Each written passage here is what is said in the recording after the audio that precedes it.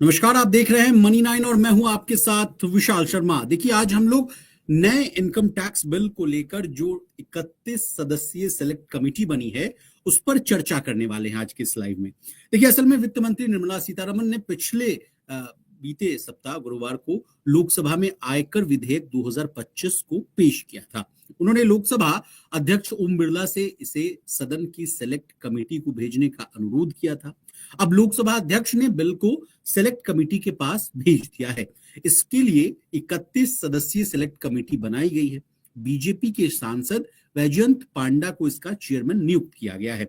अब कमेटी में और कौन कौन लोग शामिल होंगे, न्यू टैक्स बिल है क्या, आम आदमी के लिए क्या क्या बदल जाएगा, इन सारे मुद्दों पर आज हम लोग चर्चा करेंगे। सारे सवालों का जवाब देने के लिए और न्यू टैक्स बिल को और आसान भाषा में समझाने के लिए हमारे साथ शामिल हो रहे हैं एसबी एंड एसोसिएट्स के सीए आनंद लूंकर सर। सर, मनी 9 में आपका बहुत स्वागत है। सबसे पहले न्यू इनकम टैक्स बिल पर क्या है आपकी राय, इसको आसान भाषा में समझाइए।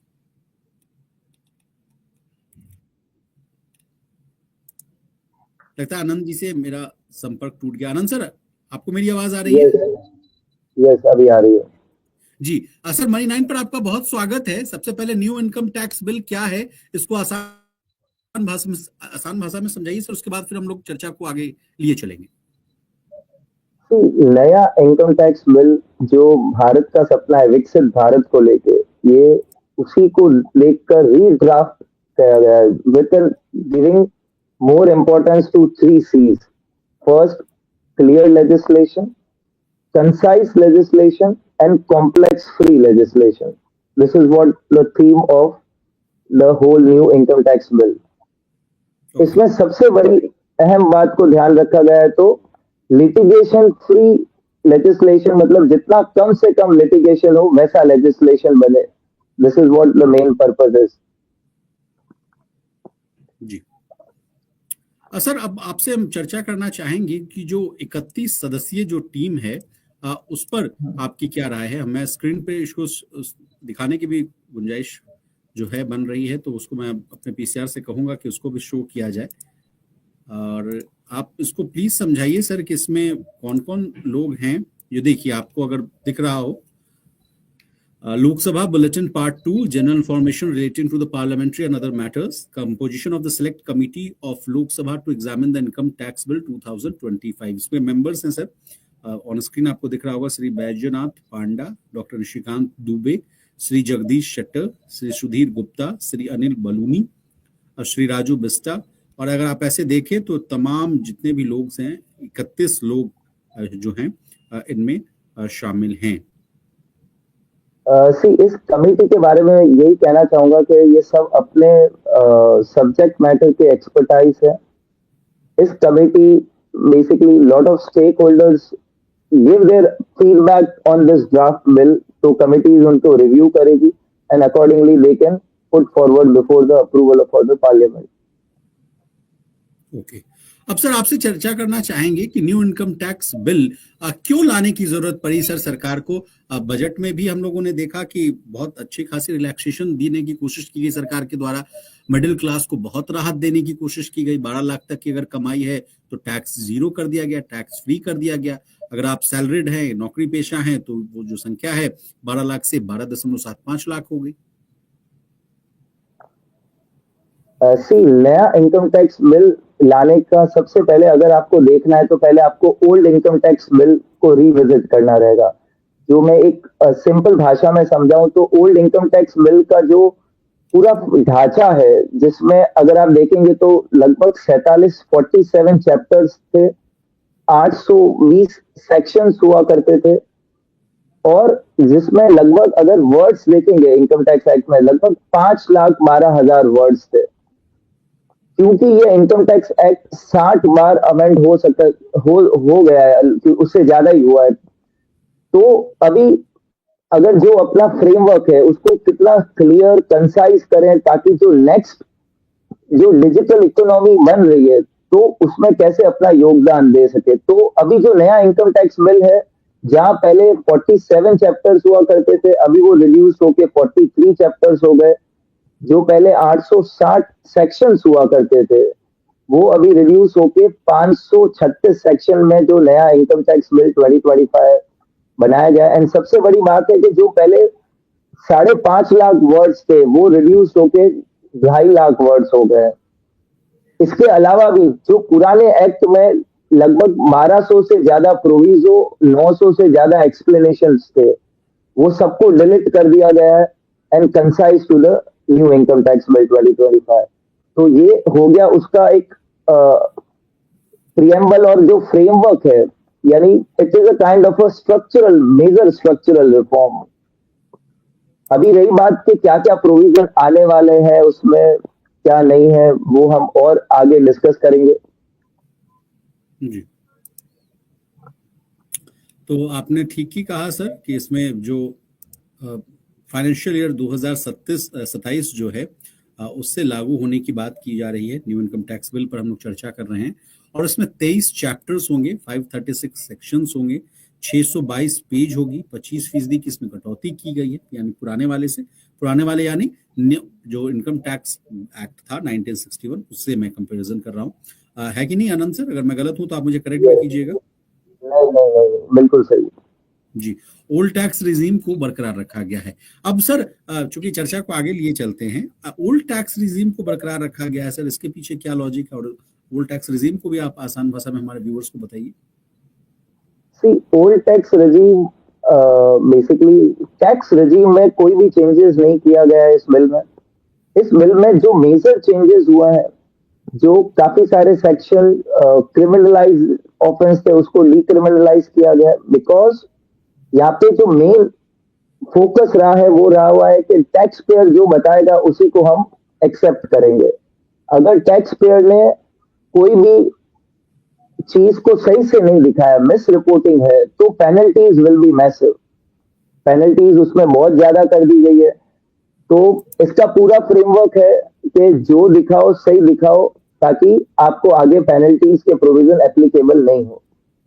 अब रही बात इसमें चार्जिंग सेक्शन की, सेक्शन 4 जो पहले भी चार्जिंग सेक्शन था इनकम टैक्स एक्ट में, वो सेम चार्जिंग सेक्शन आज भी कंटिन्यू हो रहा है। इसमें मेजर फोकस एक ये रहा है कि टैक्स पेयर बेस को कैसे बढ़ाया जाए। तो काफी सारे इनफॉर्मल सेक्टर्स को भी टैक्स पेयर बेस में कवर अप किया जा सकता है। So that can be see for the way forward. जी, अब आनंद सर मैं आपसे एक प्रश्न पूछना चाह रहा हूँ कि आप कह रहे हैं कि टैक्स बेस को बढ़ाने की कोशिश की जा रही है, लेकिन इस बार के बजट में कहा गया सर कि 12 लाख तक की जो कमाई है उसको जीरो कर दिया गया टैक्स। तो मुझे लगता है कि सर अधिकतर लोग जो है वो तो टैक्स ब्रैकेट में नहीं आएंगे। एसबीआई की एक रिसर्च रिपोर्ट भी थी, वो कह रही थी कि 5 मिलियन के आसपास जो है वही लोग अब टैक्स दे पाएंगे, टैक्स की जद में आएंगे। तो फिर वो बेस कैसे बढ़ेगा उसको मैं आपसे समझना चाहूंगा। Taxpayer base, see, this is one angle. For there is another angle that कि जहाँ पे उन्होंने लिमिट सेट की है। अगर आपका फॉरेन ट्रेवल 2 लाख से ज्यादा है, अगर आप बिजली का बिल 1 लाख से ज्यादा का भरते हैं, तो आपको मैंडेटरी टैक्स फाइलिंग करनी है। आपको अपने इनकम का ब्योरा डिपार्टमेंट को देना है। अगर आप क्रेडिट कार्ड यूज कर रहे हैं, आपका क्रेडिट कार्ड का पूरा साल का स्पेंड 5 लाख से ज्यादा है, तो भी आपको मैंडेटरी फाइलिंग करनी है। मतलब एक जगह उन्होंने एग्जम्पशन लिमिट भी दिया, एक जगह वो ऐसे प्रोविजंस क्रिएट कर रहे हैं ताकि आप एटलीस्ट कम फॉरवर्ड आप सामने आए और अपना फाइलिंग करें। जी सर, आप आईटीआर का बात कर रहे हैं, तो आईटीआर भी अब समझना चाहेंगे कि उसको भी लेकर भी कई तरह के सवाल है मन में। कुछ लोगों का कहना है कि देखिए मेरी अगर कमाई जो है सालाना 12 लाख से कम है तो क्या मुझे आईटीआर फाइल करना होगा? तो इसका जवाब क्या होगा सर? 12 लाख से अगर आपकी इनकम आय कम है तो आपको आईटीआर फाइल करने की जरूरत नहीं है। लेकिन अगर आप शेयर मार्केट में ट्रेडिंग कर रहे हैं, अगर वहां पे आपका शॉर्ट टर्म कैपिटल गेन से 50,000 भी है, तो आपको share income tax return file करना मैंडेटरी, क्योंकि आपको वो 12 लाख की एग्जम्पशन की लिमिट एप्लीकेबल नहीं होगी। तो जो प्रोविजन है 12 लाख का, वो ऑर्डिनरी इनकम के लिए, जो स्पेशल रेट इनकम्स होती है जैसे long term capital gain, short term capital gain, plus जो स्पेशल प्रोविजंस है, अगर जहां आपके एक्सपेंडिंग है, जो हमने पहले डिस्कस किया, foreign travel, credit card, electricity bill, तो आपको रिटर्न फाइल करना अनिवार्य है। ताकि डिपार्टमेंट को ये पता चले कि आपका source of funds should be clear, मतलब वो सही होना चाहिए। Okay okay okay. तो इस फाइनेंस बिल में या जी प्लीज आप कंटिन्यू कीजिए। इस फाइनेंस बिल में आपको काफी सारे इनफॉर्मल सेक्टर्स कवर होते मिल सकते हैं, जो हमें आगे जाके और पता चलेगा। माइट भी एग्रीकल्चरल सेक्टर पे भी कहीं ना कहीं कुछ रिफॉर्म हो सकता है इस फाइनेंस बिल 2025 में। Okay okay. अब सर जो 31 जो सदस्य हैं, जो प्रवर समिति जो बनी है, उसको मैं आसान भाषा में बता दूं क्योंकि मेरे पास कुछ डिटेल्स मैंने रिसर्च भी किया सर। 31 सदस्यीय जो प्रवर समिति में सत्तारूढ़ जो पार्टी है यानी जो एनडीए के, उसके 17 सदस्य हैं 31 नामों में, जिसमें भाजपा के 14 और टीडीपी, जदयू और शिवसेना के एक एक सदस्य हैं। वहीं विपक्षी दलों की बात की जाए तो इसमें सदस्य समिति में जो है वो शामिल हैं, जिनमें कांग्रेस के 6, समाजवादी पार्टी के 2 और द्रमुक, टीएमसी, शिवसेना, एनसीपी और आरएसएसीपी के एक सदस्य जो है एक मेंबर्स उसमें शामिल हैं। मिजोरम में भी सत्तारूढ़ जोरम पीपुल्स मूवमेंट की तरफ से भी एक व्यक्ति हैं जो समिति में शामिल हैं। अब नए आयकर विधेयक में क्या नया है जो आपको जानना चाहिए, इस पर अब हम लोग चर्चा करते हैं सर। सर, नए आयकर विधेयक में जो टैक्स का निर्धारण है यानी एवाई जिसको आप कहते हैं, और फाइनेंशियल ईयर यानी जिसको आप एफवाई जैसे शब्दावली से जो डिनोट कराया जाता था, उसको आसानी से उसको समझने में दिक्कत ना हो लोगों के लिए, उसको और सुविधाजनक बनाने के लिए उसको टैक्स ईयर यानी टीवाई से बदला गया है। यानी एवाई एफवाई जैसे जो शब्द थे उसको टीवाई से बदला गया है सर। इस पर आप अगर कुछ और वैल्यूएबल पॉइंट्स अगर आप ऐड करना चाहें। ये भी एक बहुत ही अपने आप में बड़ा मूव है, क्योंकि जितने भी global act, income tax act है, वहां पे हमेशा कैलेंडर ईयर, टैक्स ईयर का जिक्र हुआ है, जबकि इंडिया के फ्रेमवर्क में there is a confusion called assessment year, previous year. So उन सबको हटा के एक और सरल भाषा में टैक्स ईयर का शब्द यूज हुआ है, जिसका मतलब 1 अप्रैल से लेके 31 मार्च का period, that is called as a tax year. तो फिस्कल ईयर को भी तो सेम ही माना जाता था sir? Yes. Fiscal year is also classified as the same as a tax year. But पहले वाले एक्ट में फिस्कल ईयर वर्ड नहीं यूज था, हर जगह ईयर, असेसमेंट ईयर और प्रीवियस ईयर वर्ड्स ज्यादा यूज हुआ था। ओके। सर, बिल में बड़े बदलाव की बात की जाए तो इसमें टैक्स रेट और एलटीसीजी और एसटीसीजी में कोई बदलाव नहीं किया गया है। इसके पीछे क्या लॉजिक हो सकता है आनंद सर?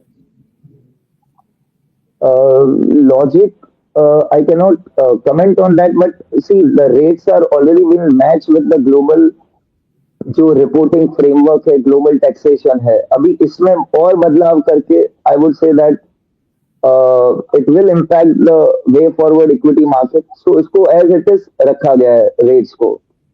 लेकिन जो टीवीएस और टीसीएस प्रोविजन है उसको बहुत ही सरल भाषा में एक टेबल के फॉर्म में प्रेजेंट किया गया है इनकम टैक्स फाइनेंस बिल 2025 में, ताकि इसमें कहीं पे भी कोई एम्बिग्यूटी नहीं रहे। और इसमें एक और बहुत ही बेटर एक एडिशन किया गया है कि पहले लोअर टैक्स रिडक्शन सर्टिफिकेट करके एक होता था जो एनआरआईज लोग अप्लाई करते थे, जिस किसी को भी अपना टैक्स रेट रिड्यूस करवाना है। जबकि in this finance bill 2025 lower tax reduction certificate is applicable to all the TDS section, मतलब सारे टीडीएस सेक्शन पे आपको अगर कहीं रेट कम करवाना है तो आप एप्लीकेशन कर सकते हो। तो ये अपने आप में एक बहुत ही सराहनीय मूव है जी। अब सर एक और बड़े बदलाव पर चर्चा करते हैं सर, जिसके बारे में आपको भी और तमाम लोगों को जानकारी होनी चाहिए, हमारे व्यूअर्स की मैं बात कर रहा हूँ। देखिए, अगर आप पुरानी टैक्स रिजीम यानी जो ओल्ड टैक्स रिजीम को चुनकर आप टैक्स भरते थे तो आप जो एटीसी के धारा के तहत जो टैक्स बचाने के विभिन्न जो आपके पास ऑप्शंस थे उससे आप भली भांति परिचित होंगे। जैसे आप ईएलएसएस में आप इक्विटी लिंक्ड सेविंग स्कीम हो, पब्लिक प्रोविडेंट फंड पीपीएफ, जीवन बीमा premium, national pension system NPS और टैक्स सेवर डिपॉजिट जैसे इन्वेस्टमेंट के तहत आप इसमें इन सभी पे आप अगर मिलाकर कहें तो 1.5 लाख रुपए तक की आपको टैक्स छूट मिलती थी। लेकिन आनंद सर, नए बिल में एटीसी को लेकर एक बड़ा बदलाव किया गया है। एटीसी के तहत जो मिलने वाली जो सारी छूट है अब धारा 123 के तहत आएगी। क्या है सर ये धारा 123? इसको हम आपसे आसान भाषा में समझना चाहेंगे। सी, इसमें सिर्फ जो पहले एटीसी में डिडक्शंस मिला करते थे उसको चेंज करके उन्होंने नए सेक्शंस जो बना दिए हैं 1, 2, 3, जो 123 सेक्शन है अब उसमें वो क्लेम होंगे। इसमें सबसे बड़ा एक और चेंज हुआ है कि पहले सैलरी हेड में सारे एग्जम्पशंस मिला करते थे। लाइक अगर आप एचआरए का डिडक्शन लेंगे जो पहले सेक्शन 1013A में था, अभी वो सारे भी क्लब करके एक ही डिडक्शंस के हेड में कर दिया गया है। जी, तो और उसमें मैं जो आपसे लिमिट है आपका लिमिट चेंज नहीं होगा एजीसी में। प्लीज कंटिन्यू कीजिए सर। सर आपकी बात कट गई थी, आप प्लीज कंटिन्यू करिए। Yes, तो इसमें आपका लिमिट एज इट इज ही रखा गया है, सिर्फ सेक्शंस के नंबर्स में बदलाव हुआ है, क्योंकि नो डाउट अगर 800 से सेक्शन अगर रिड्यूस होकर 500 सेक्शन हो रहे हैं तो नंबरिंग भी चेंज होगी। जी, और मैं आग्रह करूंगा कि जितने भी व्यूअर्स हमें देख रहे हैं इस वक्त लाइव में, अगर उनके मन में किसी भी तरह का सवाल है तो हमारा जो चैट का जो ऑप्शन है, कमेंट सेक्शन, वो खुला हुआ है। आप उसमें अपने सवाल को पोस्ट कीजिए। मैं कोशिश करूंगा उन सवालों को लेने की और उसका जवाब हम सीए साहब से लेने की कोशिश करेंगे। सर हमारे साथ श्याम सुंदर गुप्ता साहब जुड़े हुए हैं। उन्होंने कहा है, उनका एक सवाल है, good evening, please suggest if there is a change in the definitions of residents, ordinary resident and non resident, any changes in the taxation on income of non-residents? Sir इसका जवाब आपसे चाहेंगे। इसमें रिलैक्सेशन हुआ है रेसिडेंसी रूल्स को लेके कि जो सिटीजन ऑफ इंडिया है जो बाहर जाते हैं जॉब करने के लिए, उनके प्रोविजन में उन्होंने रिडक्शन किया है। उसमें टर्मिनोलॉजीज जो होते हैं, जो लॉ का लैंग्वेज लिखा गया है, उसमें उन्होंने मॉडिफिकेशंस किए हैं। वो भी किस लिए किए गए? नो टैक्स कंट्रीज में शिफ्ट हो जाते हैं तो वो कहीं पे भी टैक्स नहीं भर रहे हैं, यहाँ पे वहां पे भी टैक्स नहीं भर रहे हैं, इंडिया में भी टैक्स नहीं भर रहे हैं, तो उसको ध्यान में रखते हुए उसको इंडिया में टैक्स लगे, इसके लिए उन्होंने रेसिडेंसी रूल्स में चेंजेस किए हैं। जी, तो जैसा कि सर ने बताया कि न्यू इनकम टैक्स बिल में सबसे पहला और बड़ा बदलाव ये किया गया कि इसे आम लोगों को समझने के लिए पहले की तुलना में ज्यादा आसान शब्दों के साथ कुछ इसको कंप्रेस्ड किया गया, यानी संक्षिप्त बनाया गया है। जैसा कि 1961 का इनकम टैक्स बिल में 880 पेज थे, लेकिन 60 सालों के बाद अब इसमें जो शामिल पृष्ठों की जो संख्या है, पेजों की जो संख्या है, वो घटकर 880 से 622 किया गया है। और जैसा कि हम आपको पहले भी बता चुके हैं कि न्यू इनकम टैक्स बिल में 536 धाराएं हैं और 23 चैप्टर हैं। टैक्स ईयर वाला भी कॉन्सेप्ट सर ने बता दिया कि टीवाई वाला आ गया है, क्योंकि अब बाद में आपको असेसमेंट ईयर और इन तरीके की चीजों से आपको रूबरू नहीं होना पड़ेगा। सर आनंद सर, स्टैंडर्ड डिडक्शन को जस का तस रखा गया है। ये आप अगर इसको और इसमें ऐड करना चाहेंगे पॉइंट्स को। स्टैंडर्ड डिडक्शन में अभी कोई बदलाव नहीं किए गए, मैं यही बोलूंगा। तो उसका इनकम टैक्स बिल 2025 से ज्यादा कोई संबंध नहीं है। एक जो बड़ा बदलाव है उसमें रिलेटिव की डेफिनेशंस में चेंज हुआ है। रिलेटिव की डेफिनेशन को और उन्होंने ब्रॉड किया है। पहले मैटरनल, लीनियल, असेंडेंट और डिसेंडेंट इंक्लूड नहीं था, जो इस बिल 2025 में इंक्लूड किया गया है। जी, गुड्डू जी हमारे साथ जुड़े हुए हैं। सर इनका सवाल है कि जिनका इनकम 12 लाख से कम है, क्या वो भी रिटर्न फाइल करेंगे? तो इसका जवाब सर ने दे दिया है कि उसको फाइल करने की जरूरत नहीं है। मैं ठीक कहा हूँ सर? यस, फाइल करने की जरूरत नहीं है, लेकिन अगर आपका शेयर मार्केट का इनकम है या फिर अगर आपके खर्चे जो मैंने समझाया है, ट्रैवल का एक्सपेंस, क्रेडिट कार्ड का एक्सपेंस, इलेक्ट्रिसिटी बिल का एक्सपेंस एक सर्टेन लिमिट के बियॉन्ड है, तो आपको फाइलिंग करना मैंडेटरी है। जी जी, इवन दो यू है, इवन अगर आप जीरो है तो सर आपकी आवाज कट कर आ रही है, शायद आप ईयरफोन से आप कनेक्टेड नहीं है क्या? अभी आ रही है? हाँ ठीक है ठीक है। सर श्याम सुंदर गुप्ता जी का दूसरा सवाल है कि after this new income tax act will there be new DTAA with various countries or the previous agreements will continue? Thanks. See continues as it is. अभी सबसे बड़ा आगे जो होने वाला है। सर रूल्स आपकी आएंगे, आवाज कट कट कर रही नए है। Income tax circulars. सर आप फिर से प्लीज। अभी आ रही है विशाल जी? हाँ हाँ जी जी, प्लीज स्टार्ट से बताइएगा। या या तो DCAA जो डबल टैक्सेशन अवॉइडेंस एग्रीमेंट है इंडिया का, ऑलमोस्ट 100+ कंट्रीज के साथ, वो एज इट इज कंटिन्यू रहेगा। बट आगे का जो बदलाव होगा, एक बार ये बिल अगर अप्रूव हो जाता है तो देन बेसिकली नया income tax rules, circulars, notifications release होंगे। जो इनकम टैक्स की पोर्टल है उसमें भी काफी सारे चेंजेस आपको देखने मिलेंगे। तो ये आगे का फॉरवर्ड है। DCAA में अभी तक कोई भी चेंजेस एक्सपेक्टेड नहीं है। ओके सर, नेक्स्ट सवाल आ रहा है कि this is applicable on income from 1 अप्रैल 2015 और 1 अप्रैल 2026। If the bill is approved by both the houses of the parliament, then it will be rolled out from 1st April 26 onwards. 26 onwards, not from the 1 April 2025 ना? या but इसमें ये एक ध्यान रखना रहेगा कि जिसके भी पास्ट ईयर के लॉसेस है, पास्ट ईयर का कोई लिटिगेशन चल रहा है, तो उसके लिए उसको ओल्ड एक्ट ही रेफर करना है। जो आगे का अभी का प्रोसेस होगा वो नए कानून से चलेगा। आनंद सर, जब भी इनकम टैक्स की बात होती है तो एक सवाल जो है बहुत लोगों के मन में आता है कि old tax regime, new tax regime, which is the better one. तो आपसे समझना चाहेंगे सर, चूंकि आपसे काफी अरसे के बाद मुलाकात हो रही है, चूंकि आप बहुत ही आसान भाषा में समझाने के लिए माहिर भी हैं, सर ओल्ड टैक्सेज्म, न्यू टैक्सेज्म के बीच के अंतर को आप समझाइए और क्या बेहतर है, क्योंकि हम जब भी बात करते हैं हमारे व्यूवर्स के फायदे की बात करते हैं, तो उनके लिए क्या फायदेमंद रहेगा, उसको अगर आप आसान भाषा में समझा पाए, न्यू टैक्सेज्म या ओल्ड टैक्सेज्म। सी पहले जो old tax new tax regime था उसमें गैप जो था बहुत ही कम था रिबेट का। But in this finance budget recently उसमें उस गैप को बहुत वाइडर कर दिया गया है। तो अभी अगर आपका इनकम 12,75,000 तक है, सैलरी है, तो आपको कोई भी टैक्स नहीं लगेगा। उसके लिए आपको new tax regime is a better option, because यहाँ आपको रिबेट एक एप्लीकेबल हो जाता है सेक्शन 87A का।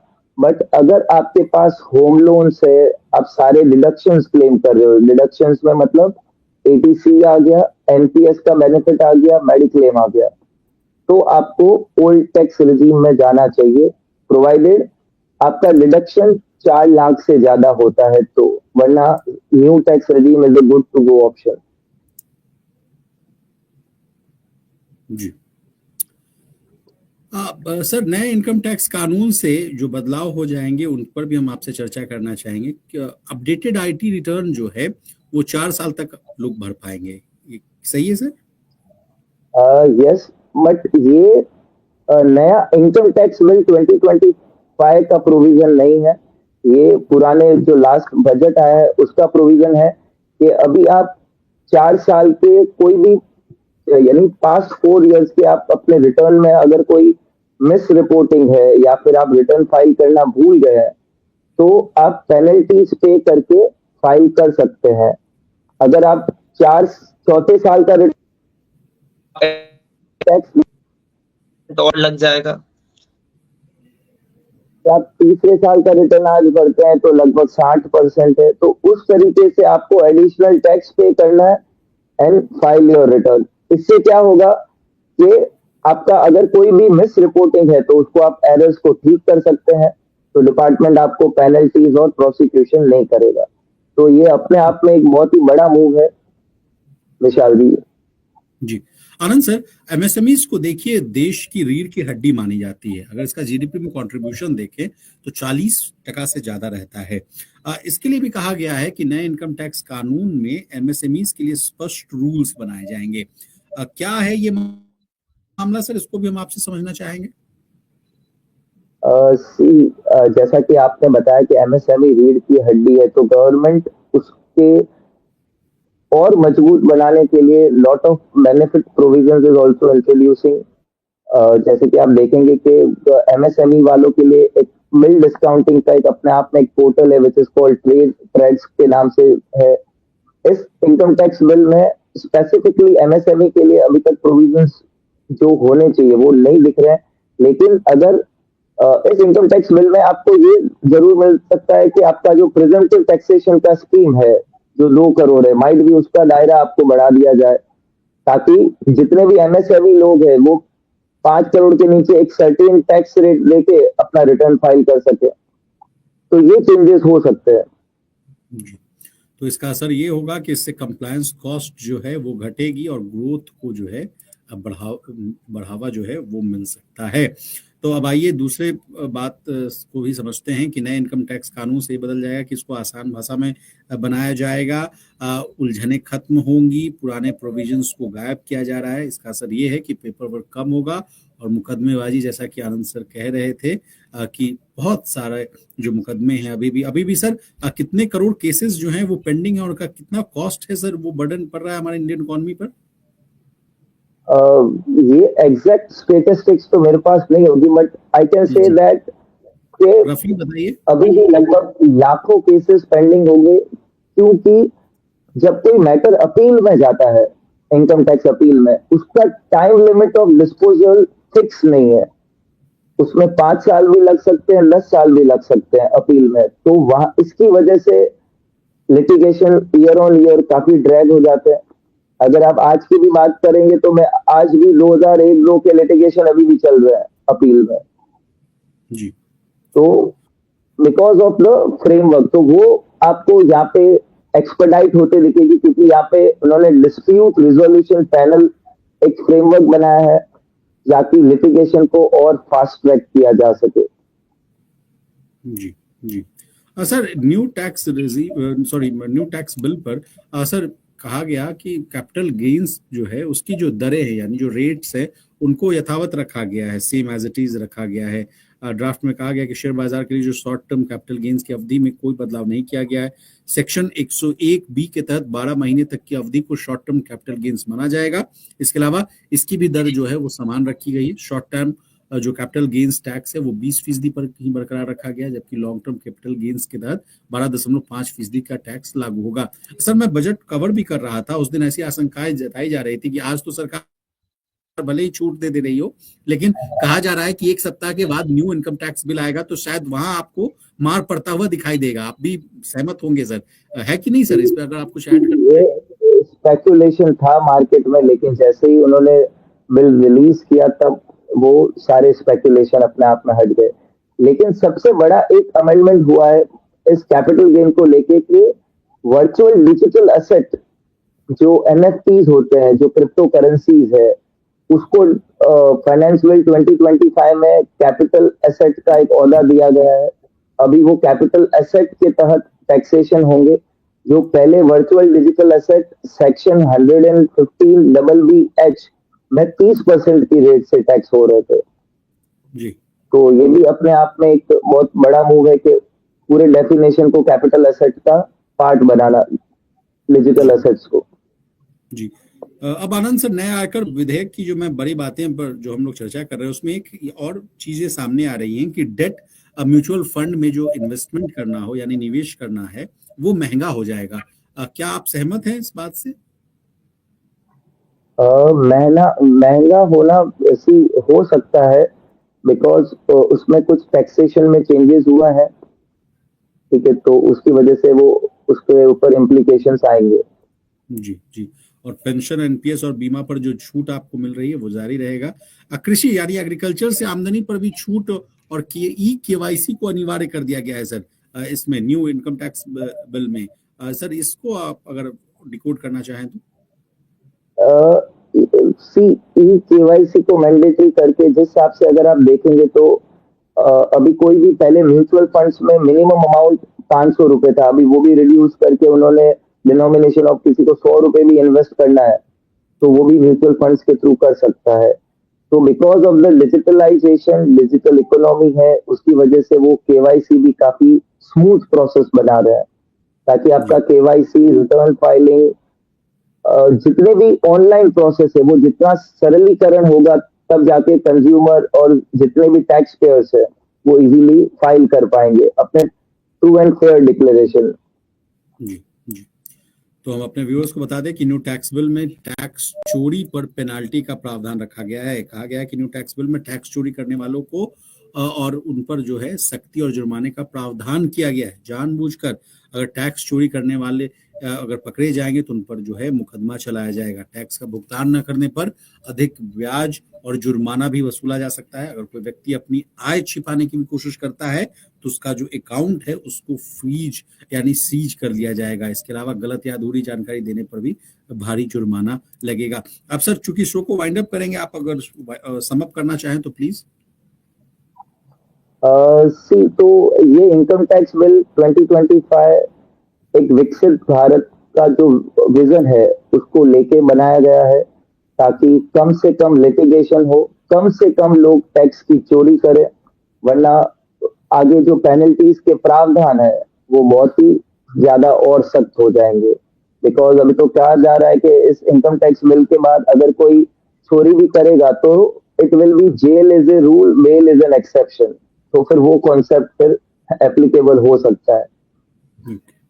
सर एक लास्ट सवाल है, उसका भी जवाब दे दीजिए। गुड्डू जी का सवाल है कि गवर्नमेंट एम्प्लॉय का इनकम 13,50,000 है तो क्या 1.5 लाख रिबेट होगा स्टैंडर्ड डिडक्शन के साथ? मुझे लगता है न्यू टैक्स रेजिम की आप बात कर रही हैं। गुड्डू जी वो नहीं होगा, आपको बेसिकली 75,000 का ही रिबेट होगा, बट आप अलाउंसेस के फॉर्म में अपना सैलरी स्ट्रक्चर रिड्यूस कर सकते हैं in order to take the benefit of it. Okay, बहुत शुक्रिया सर, आपने अपना कीमती समय मनी9 को दिया और इस गंभीर चर्चा को आपने और ही आसान भाषा में समझाने की कोशिश की, तो बहुत शुक्रिया सर। तो इसी तरह देश, दुनिया और बिजनेस जगत से जुड़ी तमाम ताजा तरीन खबरों के लिए बने रहिए हमारे साथ और देखते रहिए Money nine. Thank you so much Anand sir. Thank you.